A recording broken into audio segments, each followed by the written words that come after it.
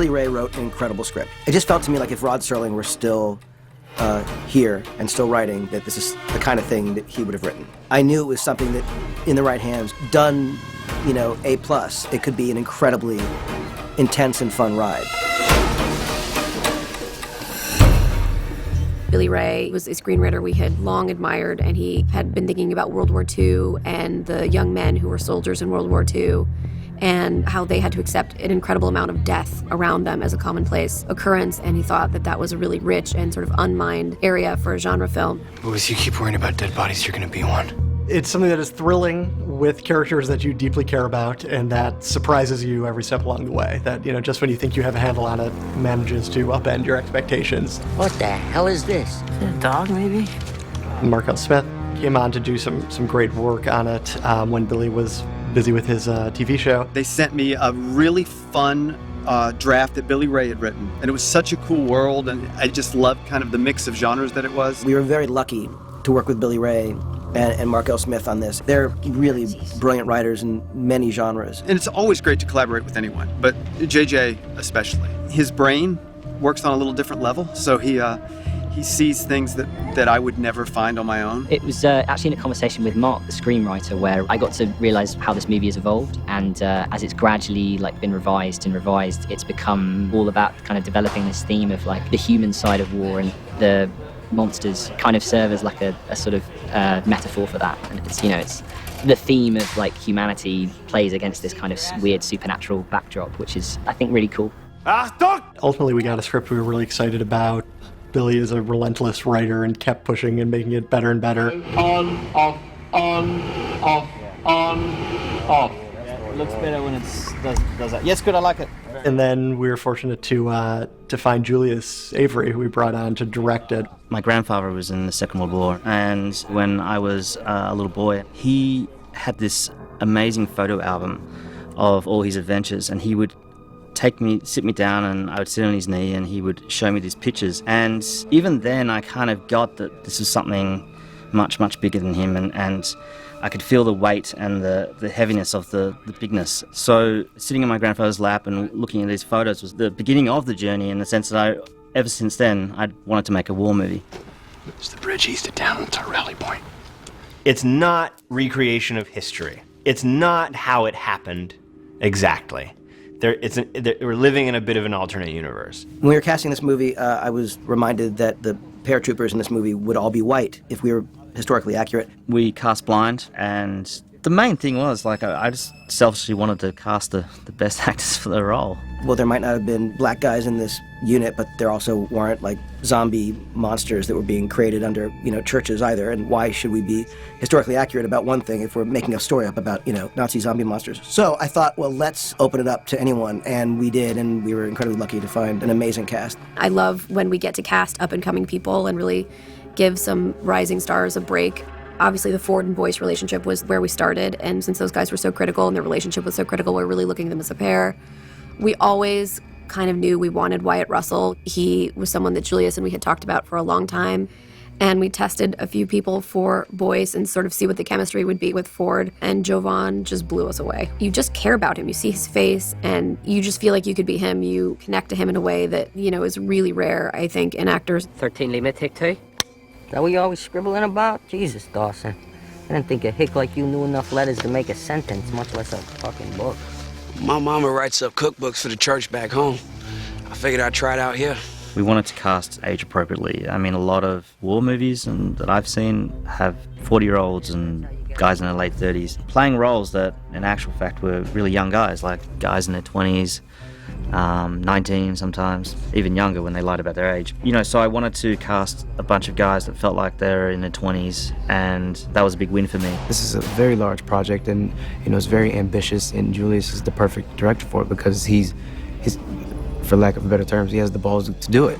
From the first audition that I had with him, the exercises that we did in the audition room, from that day I knew that he was the director that I wanted to work with and that I wanted to, go through the fire with, so to speak. To kind of take almost B-movie concepts and turn them into something with a bit of class and a bit of shine and make them really cinematic. Bad Robot as a company and J.J. Abrams as a dude, they do it best. Our drop is 90 minutes out. it's definitely a feather in my cap. Curry! Curry! I have friends that are actors, and I like to think I was smooth about how I rubbed it in their face a little bit.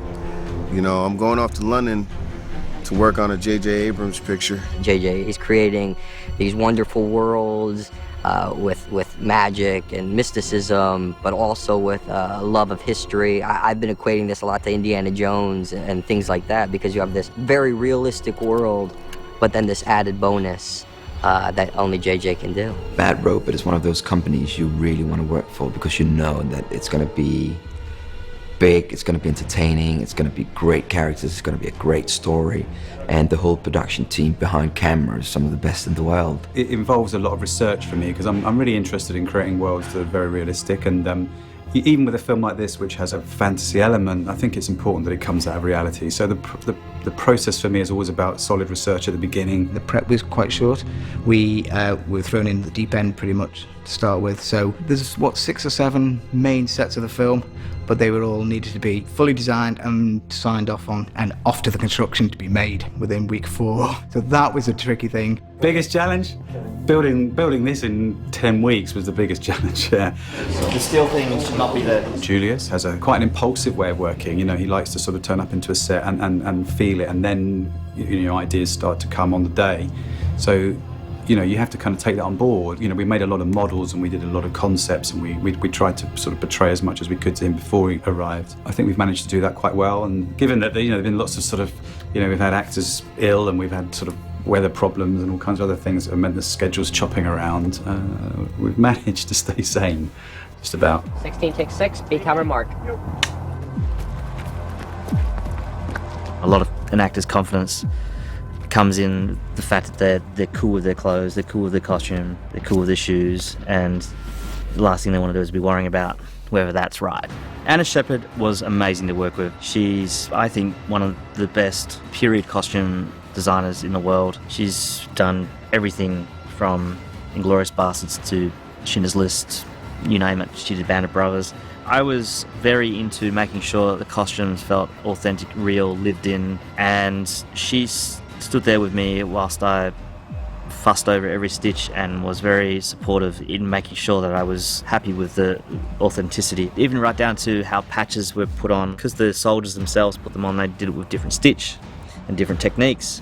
Some were better than others, some were really bad at it, so it was messy. I had been obsessed with the paratroopers' helmets and how they looked, and one particular thing was the netting, the gauge of the netting.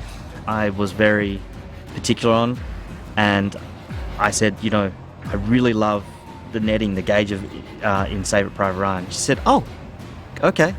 That next morning, she had the actual netting that went on the paratroopers' helmets from Saving Private Ryan. I was so impressed and so thankful. When you go in, you do a nice splash with your pen. I introduced the film to Freddie Joe.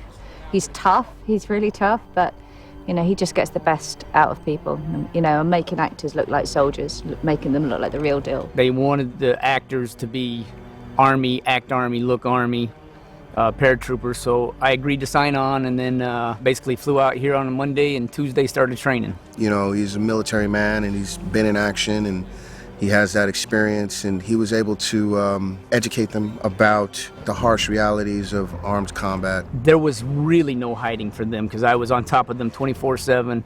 Every time they stepped out of line, I was right there to fix them the military way, which is not fun for some people. He was really great at making us understand the reality of what we'll never know the reality, but the actor's understanding of what's it like to be in this situation and have to fight. That's like something that I really loved when I read this script, is I was like, this feels to me like what the scariest horror films were like in the 80s. They're kind of about something. They're about like a fear that we have, or a paranoia that we have about human nature. There's this thing about what war does to a person and how it transforms them. So there's a really natural correlation between that and zombies, what zombies are. It starts with the writers, and they came at it not like it's a genre movie, not as a monster movie, but as a movie about these characters that you're going to care about, there's a kind of sweetness to it, which is, I think, really important in a movie that gets as twisted as Overlord does.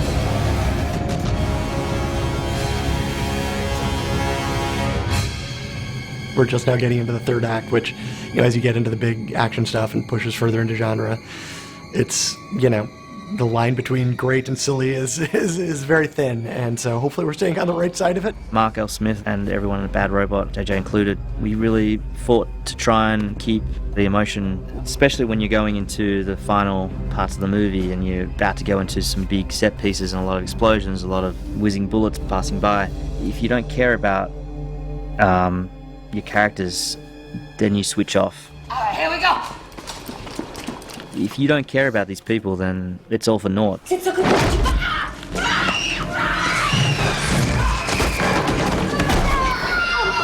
There's some pretty gross, like crazy prosthetics in this movie, and I'm hoping it doesn't terrify people too much, but I kind of secretly hope it does. The creatures we've had to build and all the there was a lot of stuff to build, a lot of really interesting things to design, and it was just like, it's like a candy shop for me. Getting down to the creatures and really figuring out what they were, do you know what I mean, that they didn't go into other territory that other films have done. Lots of designs to sort of figure out how extreme we wanted to go or how subtle, do you know what I mean? It was a bit of a balance because we didn't want it to be too creaturey, too big and crazy. The design of the creatures set in motion other things. Once we established what the key traits to the creature was, it kind of sort of permeated through everything else, the black veins and certain traits that we had sort of going throughout. We had to make sure that those characteristics were there to sort of glue everything together, whilst trying to deliver a new look for each character. So we had, you know, Waffner's look was slightly different to the Mistake and then slightly different to the creatures, but they're all within the same kind of realm of design. One of my favorite prosthetic effects in the movie is this character that we call the Mistake, which is this really odd, formerly human, but currently whatever the hell it is, character that comes after some of our characters. And it was, you know, an incredibly designed, beautifully performed, really terrifying, mostly in camera character. We always like to capture things in camera as much as possible and not just rely on visual effects. And the character we call the Mistake was completely makeup effects. We didn't enhance him really at all, aside from his arm. And he was an incredible performer. I mean, his performance is as good as anything in this movie. And it's so fun when you get to do that. It's the movie magic we all sort of dream of. And it's so much more fun than having people run around in green suits and figuring it all out later. The Mistake was a character that Julius and JJ really wanted to get right. He was sort of the failed experiment, one of the soldiers that they were testing sort of the black serum on, and he's the one that went wrong. So he's got like an open autopsy scar that's kind of like bursting open, and an old scar on his head where they've kind of cut open his brain or something, do you know what I mean? And an arm missing from an injury that hasn't grown back because they've been injecting him and trying to grow the limb back. But it's all kind of gone wrong, really. So it was a nice character to build on that sort of design front to sort of really figure out what is the mistake, what is the failed experiment, why hasn't his arm grown back? So it was kind of just finding all those little subtle sort of bits in the character to really kind of refine him with like a big scar over his eye. They're just nice little details that we kind of enjoyed adding into it.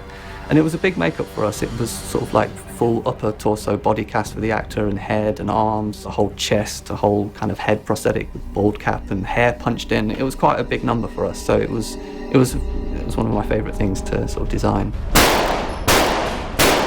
We still hadn't figured out what we were going to do for the main creature villain, and we were trying to nail down what the look was going to be for Waffner. And I said, I know it's kind of weird and twisted, but I've always wanted to know what it would look like if someone was shot in the face. And JJ's eyes lit up, and he's like, "That's really cool. Let's explore that." And you know, having someone with half their face missing for a portion of the film was going to look pretty out there and wild. Alright, man, this is sick shit. It was a combination of prosthetics and VFX working together, where they do the prosthetics, but also when we wanted negative space, they did that with VFX. It's a pretty terrifying, gruesome look.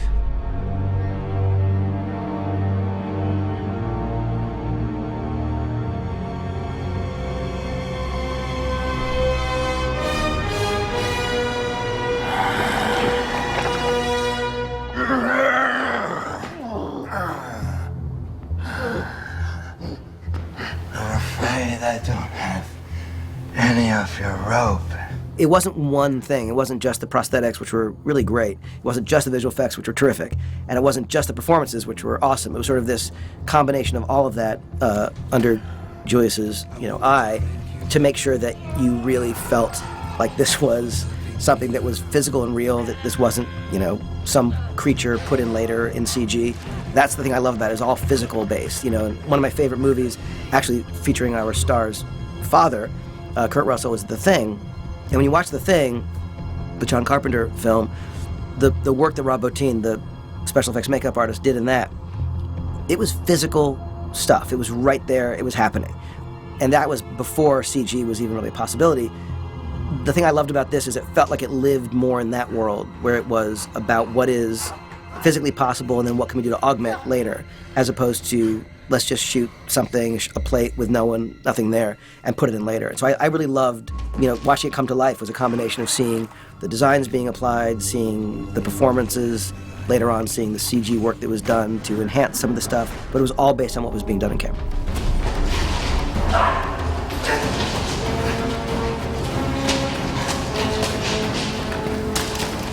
Almost at the end when I'm running away and I've got a flamethrower.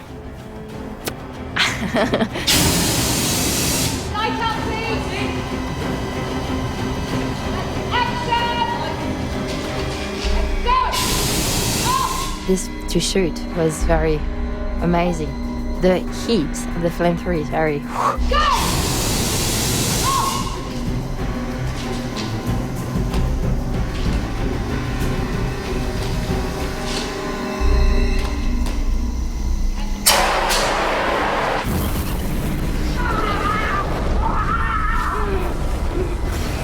We've got a nice mix in there of different weapons, M1 Garand, the M1 Carbine, the Thompson, and a Springfield 03 Sniper, which is quite nice. That we had Tibbet up in the attic firing out the window and things like that. It's looked very good.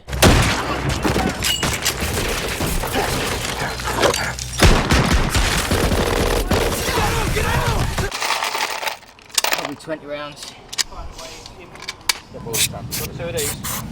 We're using firearms from 1944, so making these things run and keeping them running over, 20 takes is a big challenge, because these things are getting old. So we have some great engineers in the background keeping them running.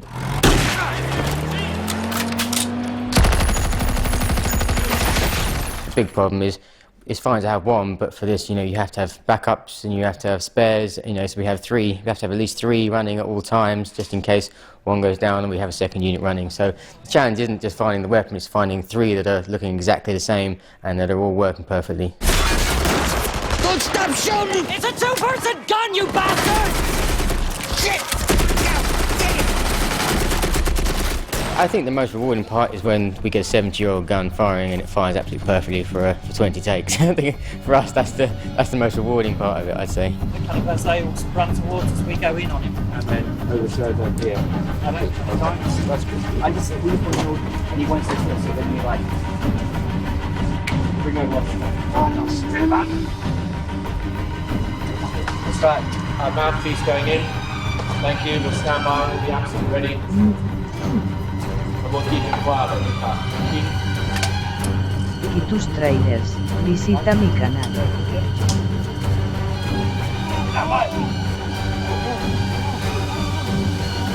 Let's go!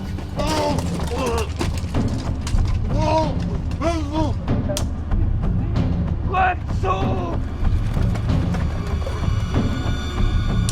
3, 2, 1, action!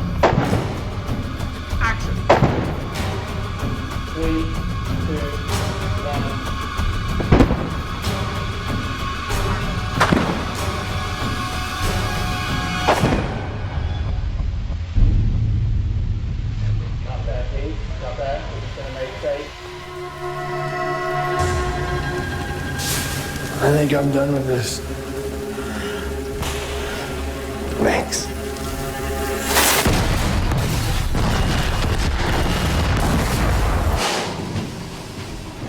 And one of the things that John Henson, the production designer, and myself discussed is we wanted there to be a connectivity between the sets, so I could do shots where we could take the camera from one set to the next and then go all the way through the set if we wanted to. Julius really wanted a world that he could just travel through and not be limited by cut points, you know, keeping it as one solid set. This is the biggest composite set I've ever built on one stage, you know, I mean, it is an enormous kind of space. One of the things to maintain that feeling of being inside the action is to keep the shot going as long as you can.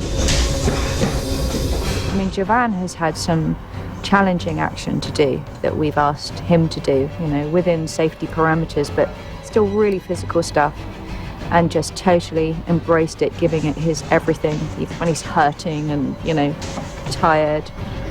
So 100% commitment. It was difficult and stressful, but it puts you into the mindset of what these soldiers possibly had to go through, and you know, because of course we can never relate shooting a film to the real life experience, but us being able to sit in their shoes just for pretend was enough. But it was fun. It was fun to do, and it's gonna make me look cool because I'm so not cool. It'll be nice just to see myself in that light for an hour and a half.